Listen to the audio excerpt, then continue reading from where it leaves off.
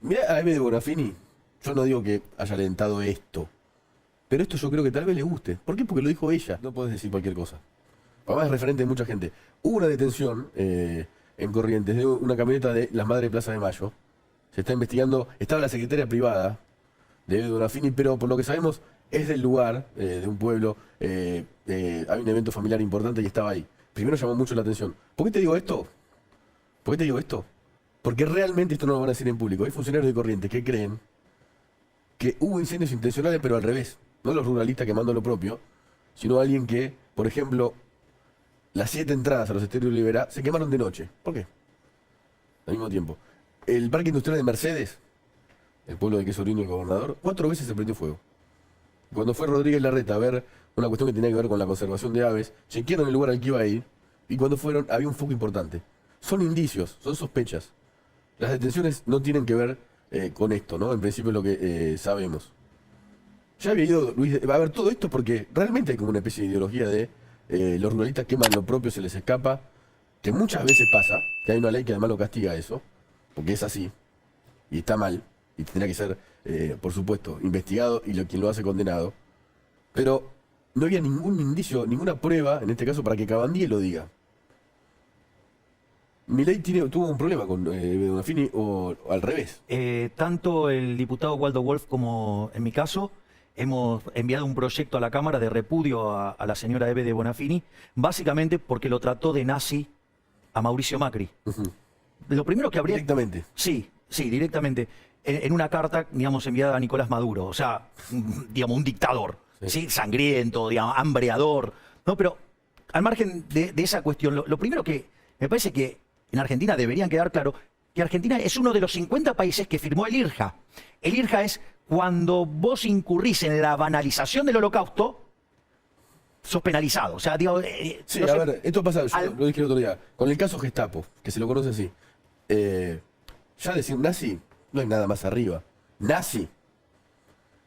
No estoy defendiendo a Macri. Decir caso Gestapo, más allá de lo que dijo el ex ministro de Trabajo Villegas en esa reunión filmada que se tiene que investigar, que dijo, me gustaría tener a la Gestapo para ir contra los gremialistas.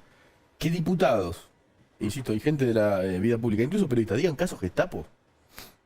La Gestapo mató millones de judíos, rusos, gays, no importa nada quiénes eran, pero fueron asesinados con un plan sistemático, llevado adelante entre ellos por Adolf Eichmann, que vivía en la Argentina, de Perón.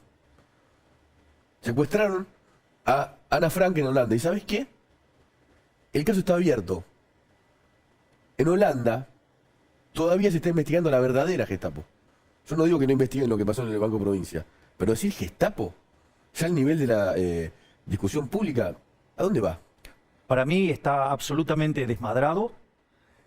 Y acá el problema... Algunos lo acusan a usted también de como escalar y decir cosas fuertes, ¿no? Está bien, pero el problema es que, en general, es un error conceptual bastante grande, porque a un liberal tildardo de facho, digo, la izquierda, digamos, o sea, en el medio del recinto, de repente me grita liberfacho. Ajá. Y, digamos, un diputado, y eso, la verdad, yo digo, espero que en algún momento alguien lo señale, alguien, digamos, hay un diputado que, haciendo referencia a mí, corta la palabra y dice libert ario. Ah. Sí, paren un poco con los... Entonces, digamos, los grandes propulsores de este tipo de cosas son la izquierda. Paren con los nazis. Paren con los nazis. No se le dice nazi a nadie, salvo que sea nazi. Porque también hay nuevos nazis. Pero para decir eso tenés que tener, obviamente, las pruebas. Gestapo, nazi. Quiero decir una cosa más de Juan Cabandier, porque lo quiero defender en algo. Fue muy atacado dentro del gobierno y por el aparato de propaganda acá, porque Elisa Carrió tuiteó algo fuerte sobre eso, lo que pasó en Corrientes. Y Cabandier explicó que llamó a Carrió y le aclaró algunas cosas. Porque tiene buen vínculo con Carrió. Y el aparato de propaganda acá y dentro del gabinete, eso no se lo perdona a Cabandier. Más allá del desastre de Corrientes y lo que yo pueda pensar, y quedó claro, de lo que él hizo en medio ambiente, ¿no se puede tener vínculo con un opositor? Yo escuché a periodistas que lo atacaban por eso. Me parece también delirante. Juan Cabandier tiene vínculo con Elisa Carrió. ¿Y? Lo persiguen. Y en Misiones festejaron el cumpleaños de Cristina Kirchner a metros de fuego. Mirá, realmente la gente que estuve me decía, es como quemar galletita caliente. Ardía la tierra. ¿Cuánta gente además le mandó por tuit feliz cumpleaños a Cristina como si fuera una orden? ¿No? 69. 70 cumpleaños que viene. ¿Y eso con qué se financió? Los tuits y la... No, los videos. todas estas cosas. Con ahorros de los contribuyentes de ellos. Ah, ok. Sí. Digo, ¿Cómo la ganaron? ¿La ganaron honestamente? No, la verdad, no puedo acusar. Todo el mundo es inocente hasta que se demuestre lo contrario. No, yo solamente estoy preguntando. Sí. Viene el acuerdo con el FMI. ¿Qué piensa? ¿Lo analizó? Sí, claro, que es una... La Cámpora filtró el memo. Sí, exacto, es una... La Cámpora filtró el memo. Es una aberración. Ya el ministro Guzmán, alias el Pelele, el incompetente, ya había dado claras muestras de su Ahí incapacidad. está escalando el discurso contra... Perdón. Que dice Pelele. A ver, vamos por partes. Vos podés hacer una definición así. Ahora voy a dar la fundamentación. O sea, no es que es al aire. A ver, tiene problemas de inconsistencia teórica. Se basa en algo que es la idea del, casi no el multiplicador, sino el supermultiplicador. Él dice que aumentando el gasto público, el déficit fiscal cae. Con lo cual, eso no está avalado ni ¿Está por en el la... acuerdo? ¿En el memo del acuerdo? Sí. Pero el FMI no entiende de economía. El FMI, digamos, quiere evitarse el problema y acepta tirar el problema para adelante porque sabe que este gobierno, o sea, es insolvente y además no tiene capacidad de pago y no tiene voluntad de pago. Es decir, el Fondo Monetario Internacional no puede dejar pasar los números impresentables que están ahí. A ver, sí, pero quiero ir por parte, porque si no... A ver, entonces, primero hay inconsistencias teóricas. Es decir, la teoría económica prueba que esa hipótesis que dice Guzmán, de que aumentando el gasto público sube tanto el PBI que el déficit cae, no se cumple. Se llama multiplicador del presupuesto equilibrado y nunca se cumple. Primer punto. O sea, no pasa un libro de macro básica. Pero es el FMI. Pero el FMI, digamos, es un organismo político nefasto que debería ser cerrado al margen de todo esto. Es decir, es un invento de Keynes, que todo el mundo sabe que no me cae muy simpático el inglés en cuestión. Y por otra parte, White, un espía ruso. O sea, nada bueno después de ahí podía salir. Y de hecho es una institución nefasta que termina financiando a países irresponsables y le pasa la cuenta a los ciudadanos en el futuro. Después, ¿Coincide con Máximo Kirchner? No. Es al revés. Máximo Kirchner lo critica al Fondo Monetario Internacional por ser muy duro. Y yo lo critico por extremadamente laxo y que hay que cerrarlo, que es distinto.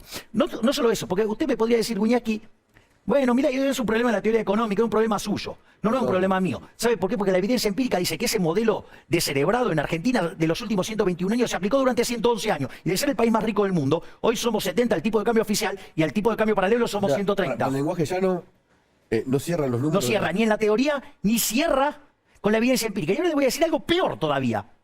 Cuando usted No me asuste. A ver, cuando habla de las perspectivas de mediano y largo plazo, dice, bueno, Argentina en promedio va a crecer 2%, porque es 1,75, 2,15, promedio 2, que va a tener un superávit primario de 1 punto del PBI. Sí, supongamos que milagrosamente Argentina no tomara más deuda. O sea, superávit, no déficit cero. No, superávit primario. Perfecto. Sí, vos podés tener superávit primario y tener déficit financiero porque los intereses le ganen. Y además, entonces, con ese superávit primario, con esa hipótesis de crecimiento, si yo tomo el tipo de cambio oficial, la relación deuda-producto en Argentina es 70%. Es decir, que Argentina podría pagar solamente si le van a cobrar una tasa de interés del 3%. Si lo hacemos en lo oficial, 2%. Discúlpame, paralelo 2. O sea, esa es la tasa que podría pagar Argentina. ¿Sabe cuánto es la tasa de interés promedio en Argentina? Solo el riesgo país es 1.800, o sea, 18% en dólares. Pero el FMI no se prestamita con la tasa de interés más baja del mundo. Bueno, igual así no nos alcanza. Es decir, no nos alcanza. Y si lo tomamos en la punta corta, que es lo que está reflejando el riesgo argentino, es 3.000. Si tomo la tasa de interés promedio que pagó Argentina en su historia, es 8%. O sea, no cierran los números, no dan los números. O sea, ¿El FMI no daría la plata para después cobrarla a sí mismo? No, le permite darle el rollover. Es decir, para que no tenga que hacer desembolsos netos, porque no tenemos. Pero después dice, porque como dice que va a mantener el tipo de cambio real, y digo, ¿cómo va a conseguir, digamos, incrementar las reservas internacionales netas si el año que pasó tuvo ingresos de dólares adicionales por las mejores términos de intercambio de cantidad de 22.000 millones de dólares y además le entraron 4.500 de los DEC y aún así las reservas internacionales netas de Argentina son negativas? No dan los números. O sea, el FMI estaría, según su tesis... Está mirando para el costado porque sabe que este gobierno no tiene. Usted para pagar la deuda necesita dos cosas. Primero, capacidad de pago. Argentina no lo tiene. O sea, Argentina para poder pagar su deuda... Por eso se vuelve al fondo, ¿no? No tenemos capacidad de pago. No, podría ser que el problema sea de liquidez y no de solvencia. O sea, vos podés tener un shock negativo. O sea, cambiaron las expectativas y, por ejemplo, el mercado decide no rolear la deuda. Entonces, transitoriamente, frente a un problema de liquidez, el país va, toma liquidez, resuelve el problema y después vuelve a los mercados y repaga. Esa sería la lógica. Pero Argentina no es que tiene un problema de liquidez. Argentina tiene un problema de solvencia, no tiene capacidad de pago. Para poder pagar la deuda, ¿sí? Argentina el tipo de cambio paralelo tiene una relación deuda-producto de 130%. ¿Y a cuánto tendría que estar entonces El superior primario tendría que estar en 3,5 puntos del PBI. O sea, Argentina tiene que hacer un ajuste 7, 8 puntos. Y todo ese ajuste tiene que caer en la política. ¿Cuánta plata de 108 puntos? Y depende si lo haces al tipo de cambio oficial, que digamos el PBI te sería 550.000 millones de dólares, o si lo haces al tipo de cambio paralelo, que es la mitad. O sea, calcularle, digamos, eso, dígase la cuenta ahí. Entonces, ¿qué es lo que pasa? En ese contexto, lo que vos tenés es que lo que hay que discutir es el ajuste. El ajuste lo tenés que hacer. El ajuste va a venir de todas maneras. Y ese es el gran eje de la discusión. A ver, ¿qué es lo que dice el kirchnerismo? El kirchnerismo dice, no, el ajuste lo tiene que pagar el Fondo Monetario Internacional, es decir, el acreedor. Ahora, eso en realidad es una tontería, es de adolescente. Es decir, la izquierda piensa lo mismo, es una cosa absolutamente irracional. ¿Por qué? Porque si vos le defaulteás al Fondo Monetario Internacional, ¿qué es lo que pasa? El precio de los bonos se destruye, ¿sí? Porque, digo, o sea, contagia a los créditos privados. Entonces, ¿qué pasa? La tasa de interés se te va a las nubes, te descoordina el mercado de bienes, te hace caer la actividad, el empleo, el salario alto. En resumen, pues nos termina el tiempo. Bueno, a ver, pero el problema es el ala dialoguista del gobierno o el ala moderada del gobierno con la pseudo oposición. Están de acuerdo que en realidad... O sea, usted va a votar en contra. Obvio, porque... ¿Y si Argentina va al default? No. Pero, a ver, el tema es... Yo estoy en contra del default. Yo digo que hay que pagar la deuda, que hay que pagarle el fondo, pero que el ajuste lo haga la política. Y el presupuesto y los números que manda Guzmán... O sea, no solo que le rompe la cabeza al sector privado, sino que además el Estado se expande. Y él lo dice orgulloso, que el gasto público en términos reales aumenta. Entonces, le quieren trasladar más que proporcionalmente el ajuste al sector privado. Entonces, ¿hay que pagar? Sí. ¿Hay que ahorrar la deuda con el fondo? Sí. Pero el ajuste lo tiene que hacer la política. ¿Y sabes por qué, digamos, nos quieren cargar el ajuste y no hacerlo ellos? Porque saben que si esto está, ya se lo lleva puesto. Entonces, si ellos no quieren hacer el ajuste, que es la casta política, que son los responsables de esto, que venga un desastre y se lo lleve puesto a ellos, que son los que arruinaron el país. Gracias, Milei. Gracias, Nicolás. ¿Quieres saber si tengo el turno con el PAMI? A ver. No. ¿Se da cuenta que son tan ineficientes que le estamos pegando acá? Digamos que están a la ley de odio al Estado. Y tendrían que hacerlo solo para arruinarme la vida a mí. Y son tan ineficientes que ni eso tienen. No tienen ni talento ni para mentir. Tenemos que ir a la tanda. Vamos a la tanda con Milei gritando. Turno, no. ¿Se da cuenta? Es todo ineficiente. Otra vez no, empecé de vuelta. Me empiezo de vuelta todo. Me está cargando. Pero no a mí. A los jubilados. Y eso está mal.